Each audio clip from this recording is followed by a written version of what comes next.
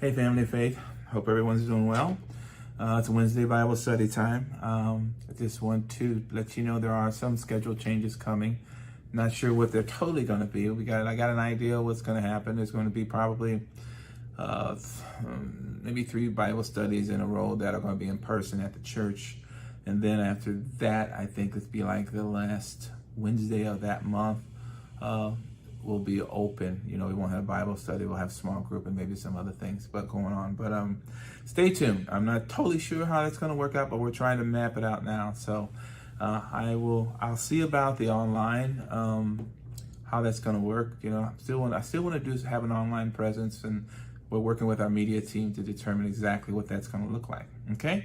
So I'm not going to be long this evening. I'm going to talk a little bit about something that is vitally important to keep you spiritually healthy, spiritually motivated, and leaning forward with your walk with God. And that is this: you have to stay away from condemnation and judgment. You have to stay away, and we're living in a time where, oh my God, it's so much fighting and so much tribalism and so much condemnation, and people who are not identifying people's weaknesses for the sake of prayer or the sake of just trying to understand who they are. But what they're doing is we're casting stones at each other, even to the point where we're doing something that, to me, is very, very dangerous. We're demonizing people who don't agree with us, who don't see life like we see it.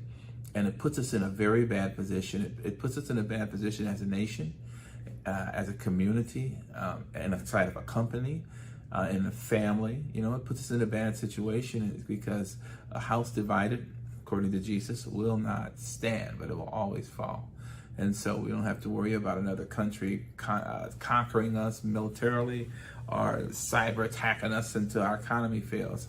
I think we're going to do a good job of it ourselves. And it's so bad that now people have stopped listening to each other. They've stopped having debate and argument.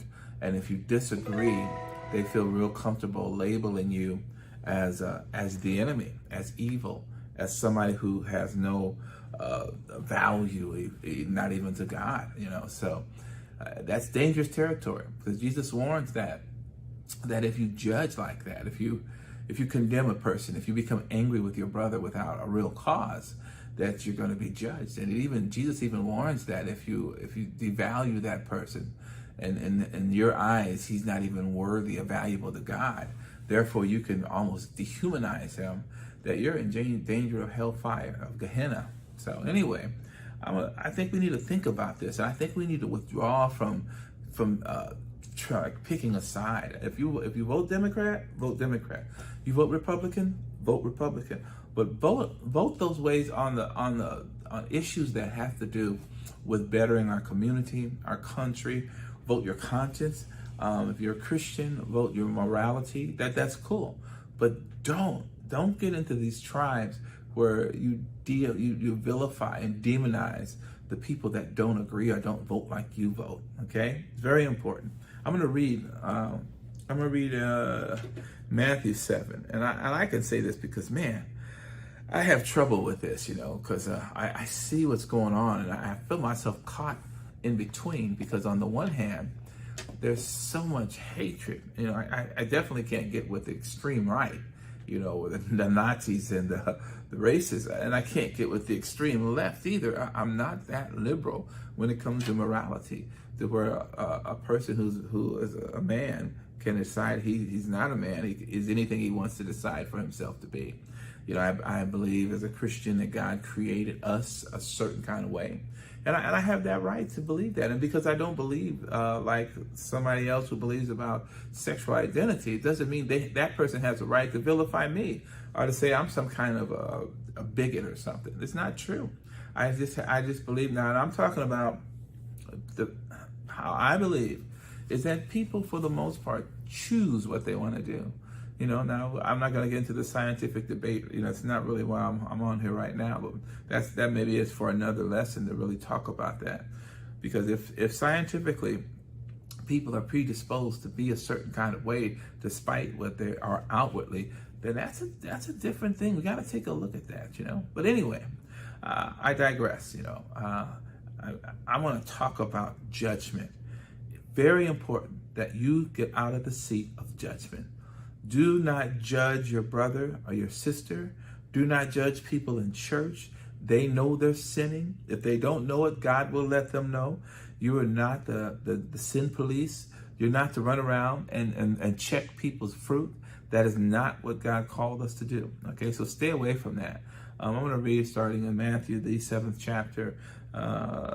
We are really into kingdom building. So going forward, I'll probably be doing a lot of teaching from the words and the teaching of Christ to the best of my ability. I'm trying to study and kind of get caught up on some of the teachings of Christ, because they're deeper than sometimes what we understand.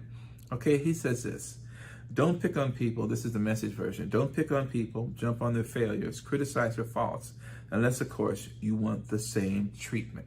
There's always this warning and this understanding. Matter of fact, there's an understanding in Jewish thought that if for example, if I'm committing adultery, I don't have the right to sit on a seat of judgment of another person committing adultery. So the Jews understood this. That's why Jesus said when a woman was taken in adultery, he began to write in the dirt, right?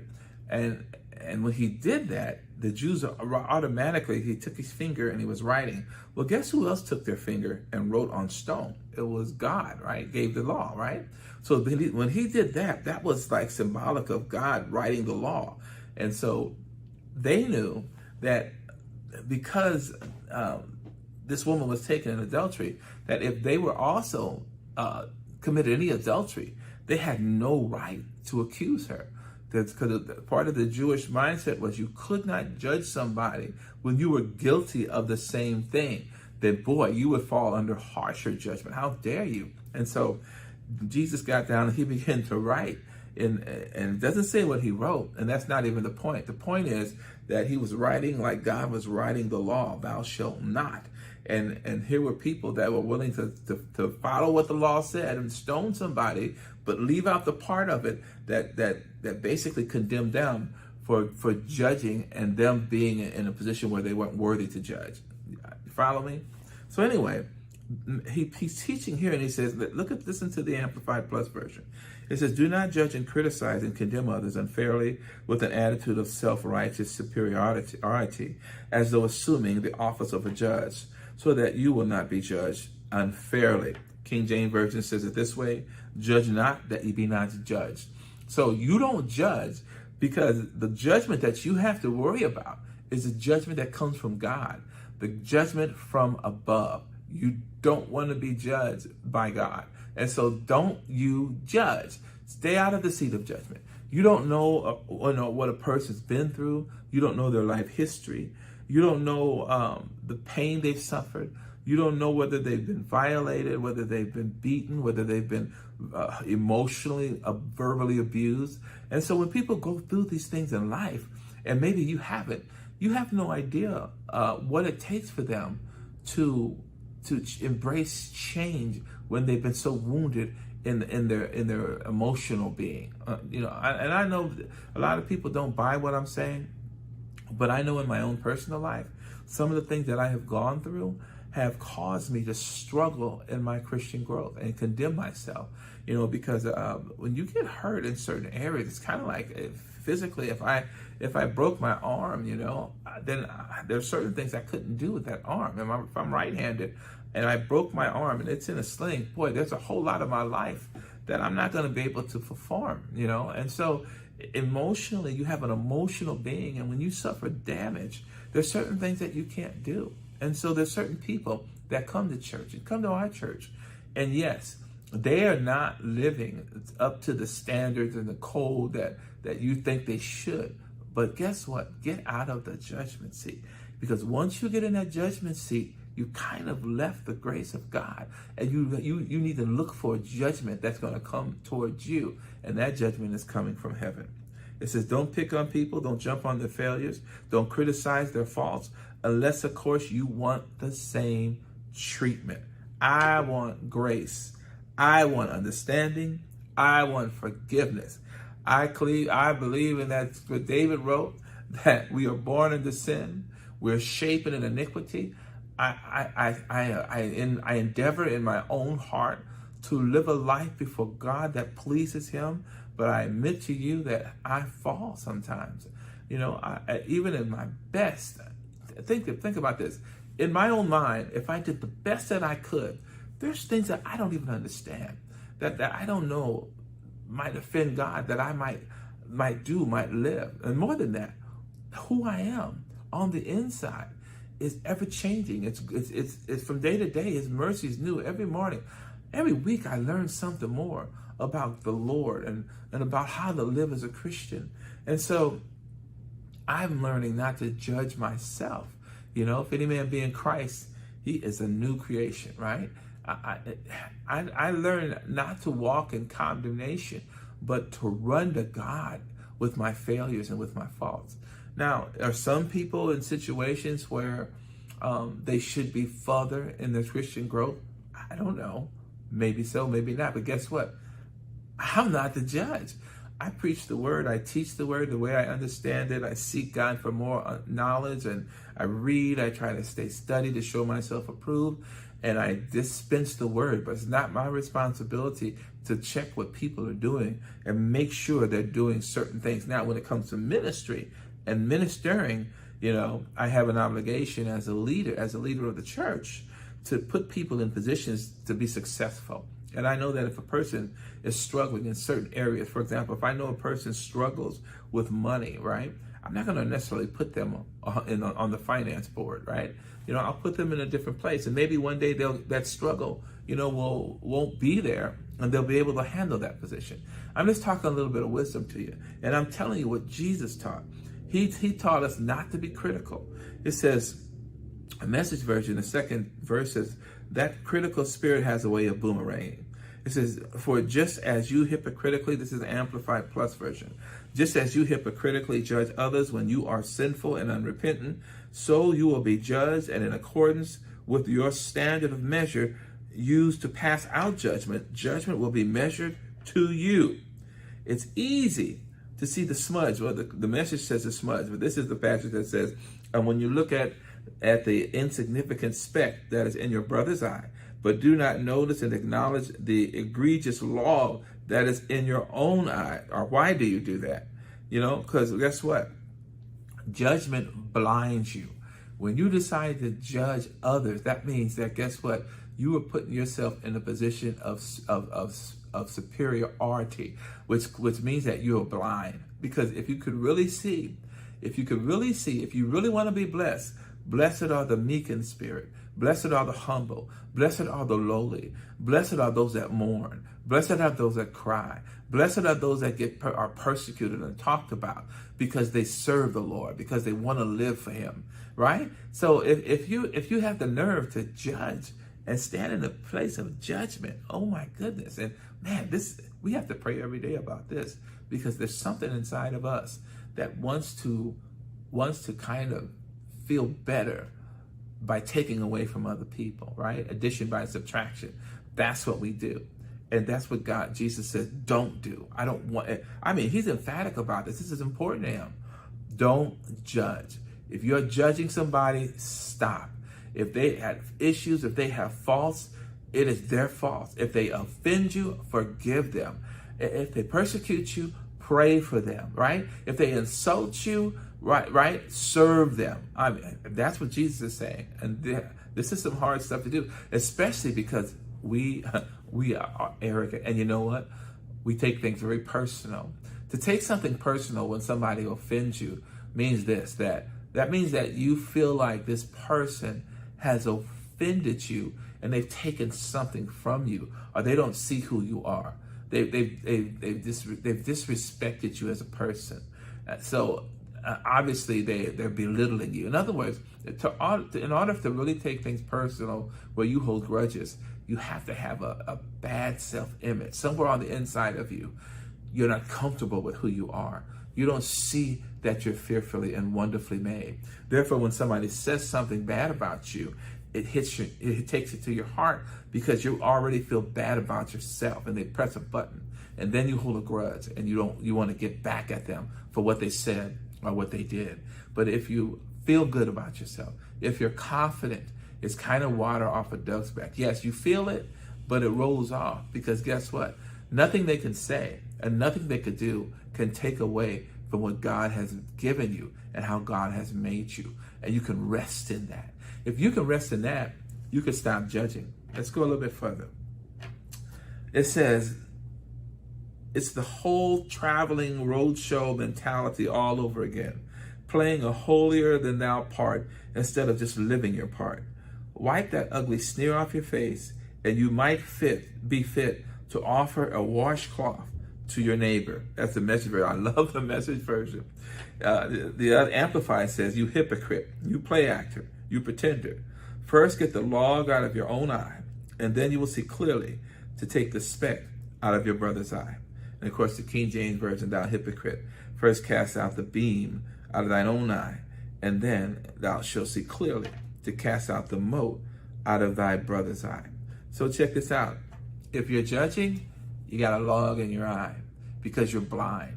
And you're so blind that you actually think that we can climb up on a seat and judge other people, not understanding their journey, not understanding what their pain, not understanding their fear, not understanding what they've been bound with, and not understanding what God has freed us from, right? It says, do not give that which is holy to the dogs, and do not throw your pearls before the pigs, for they will trample them underfoot and turn and tear you into pieces. Now let's go. I want to go to Romans 2:1. That ability to not judge is a holy thing, right?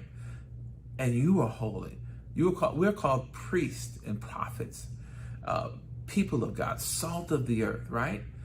If that's who we are, don't take something holy, right, and cast it before the unholy. Value yourself. Guard your heart.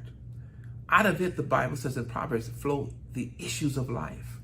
Understand that you're an instrument of God, that you're fearfully and wonderfully made. Don't let yourself get sucked in to hating other groups of people.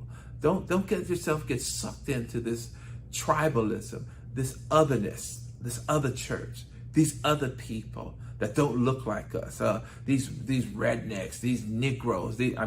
Don't get into it, because if that fills your heart, right, then it also will cause darkness, and it will cause you to fall under the judgment of God. Okay? Now, it says here, listen to this, Romans 2:1. Therefore you have no excuse or justification, every one of you who hypocritically judges and condemn others. For in passing judgment on another person, you condemn yourself, because you who judge from a position of arrogance or self-righteousness are habitually practicing the very same thing which you denounce. And we know that the judgment of God falls justly and in accordance with the truth on those who practice such things, right?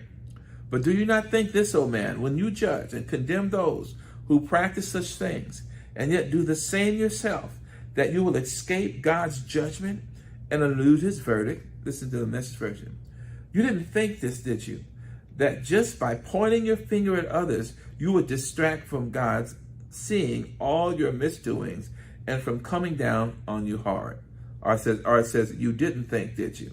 That just by pointing your finger, in other words, you thought that you were doing addition by subtraction, but that's not what you're doing. You're bringing God's judgment down on you. Or did you think that because he's such a nice God that he let you off the hook? Better think this one through from the beginning. God is kind, but he's not soft. In kindness, he takes us firmly by the hand and leads us into a radical life change. That's what he wants. Doesn't mean that you don't see wrong, or you don't see evil, and you don't know that people are doing something bad, and you can't talk to a brother or sister and says, hey, you seeing that married woman is not pleasing to God. See, that's not judgment. That's standing for righteousness. Judgment is when you begin to look at a person and your heart begins to change toward them, and you begin to think that somehow in your mind you're better than them, instead of going to them with love and trying to correct them and help them, because you know that whatever they're doing is going to cause them harm, right? So anyway, I'm not going to say too much more about this, because I think it speaks for itself. And I'm talking to Christians, if you love God, if you are a Christian, then you know in your heart that you're not sent and placed on this earth as light and as salt to be a judge. That we have a judge, and we got to let him judge. And what we do is we rescue our brothers and sisters who have fallen. We help people and we correct them. And with love and kindness, the same that was given to us by God and by Christ, that's what we give other people. We help them. We're there for them, to consult them. You look for a teachable moment, a moment where you could speak into someone's life and you could hold them, because look, if they're bent on doing something wrong and harm is coming, then they're going to fall. And when they fall, don't look down your nose at them and don't tell them, well, you shouldn't have been doing it. Well, I told you. But learn how to hold them, pull them to your chest, and tell them I love you, and God will forgive you. And this is not over yet. But there's a place for you. There's a place that God wants you to be. There's a hope for you, and there's forgiveness for you. Take that forgiveness and come out from that thing that you're doing. And I know, because I used to do the same thing. I'm not judging you. As a brother, I feel for you. I know it's hard. But guess what? The Lord loves you despite the fall, despite your failures. See, that's the attitude that you have to keep as a Christian. Stop hating people that look differently, that vote differently, that say different things. Who cares who they back? Love them anyway. How could they vote for Donald Trump? How could they vote for Joe Biden? Hey, whatever, whatever they did, however they think, it doesn't give us a license to judge them and to hate them. Okay? That's all I got. I will be back soon. Give you a little bit more detail about what we're going to do, what the church is going to do. We're really going to, as my brother Rashawn, our media ministry head, says, we're going to pivot with the ministry, and we're going to do some things a little bit differently. So I'm excited about what's happening. Oh, and by the way, we had an outstanding service Sunday. If you weren't there, man, you missed it.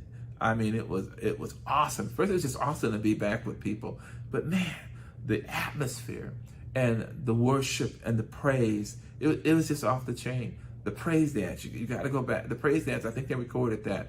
Unfortunately, they didn't record the service. But Sunday, 10 o'clock, you want to be there. Don't miss it. I mean, we are having a good time.